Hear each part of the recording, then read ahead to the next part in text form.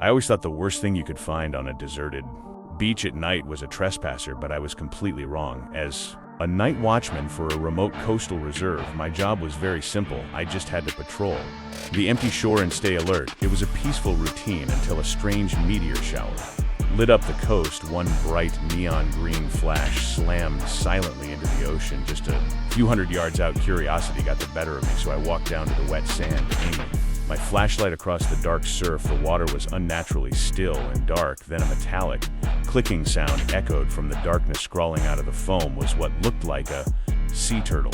But this was not a normal animal. Its shell was a seamless, matte black metallic dome. Deep beneath the ridges, a pulsing blue light throbbed like a mechanical heartbeat. Its front flippers moved with rigid hydraulic jerks, leaving square indentations in the beachhead. Stopped 10 feet away, and its head slowly extended from the shell it had. No eyes or skin, and its face was just a smooth, polished chrome orb. Suddenly, a sharp electronic hum buzzed through the air. The chrome head split open down the middle, exposing a glowing speaker cone. It spoke in a perfectly clear, artificial broadcast voice. Warning: anomalous specimen tracking complete. Biomass acquisition sequence initiated.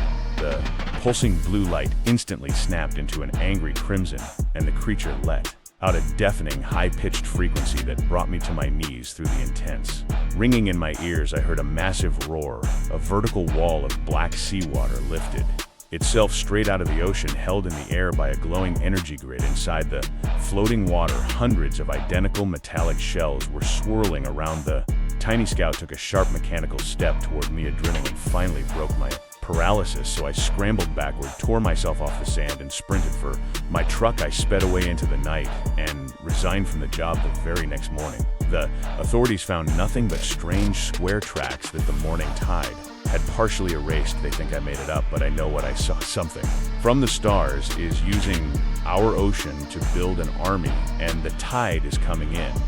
The tide was coming in, and I knew I was the only person on Earth who understood the alien threat, so I had to find a way to stop it before it was too late. Realized the mechanical creatures needed water to survive and power their energy grids, so the only safe place left on the planet was the driest desert in the country. I packed my truck with extra fuel, water jugs, and a high-powered radio transmitter, hoping I could broadcast a signal to disrupt their metallic shells. I drove for 14 hours straight, watching the neon blue lights fade in my rearview mirror. As the coastal roads turned into dry, dusty sand plains, the air became completely hot and arid, which felt like a massive relief after weeks of smelling the damp ocean surf deep. In the heart of the desert, I set up my equipment on top of a giant rocky ridge. I tuned the transmitter to the exact electronic hum frequency that the Turtle Scout had used on the beach, aiming to overload their network and shut down the army once and for all. Just as I flipped the main power switch, the sand dunes around my truck began to shift violently.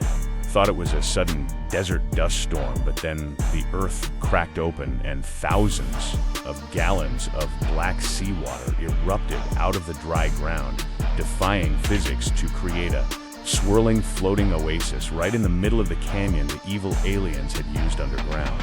Water aquifers to track me all the way to the desert. A massive metallic turtle shell, easily 10 times larger than the first one, rose out of the floating wave, its polished chrome face reflecting the bright desert sun. The chrome orb split open, and a loud boom echoed across the canyon as it began a loud countdown sequence.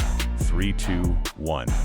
Giant creature took a massive mechanical leap directly toward my ridge, opening its jaws to swallow me whole, and for a split second I thought it was completely over for me. But right as the monster was about to reach me, I remembered the secret signal device in my pocket. I pressed the button and recalled that I'm actually good friends with a friendly space traveler from a totally different galaxy. Suddenly, the desert sky split open with a blinding flash of silver light. A massive classic saucer UFO descended from the clouds at supersonic speed, glowing with a peaceful green aura. An alien friend waved through the glass cockpit window and instantly fired a giant glowing plasma laser straight down to the canyon floor. The green laser beam hit the giant evil mechanical turtle dead center, causing a massive, spectacular explosion that shattered the creature into millions of harmless metallic pieces. The floating wall of water instantly lost its power grid and splashed harmlessly into the hot, dry desert sand, completely drying up in seconds. My alien friend flashed the UFO lights in a victory sign before zooming back up into outer space, climbed back into my truck completely safe, and smiled knowing that the world was officially saved and the evil tide had finally been turned.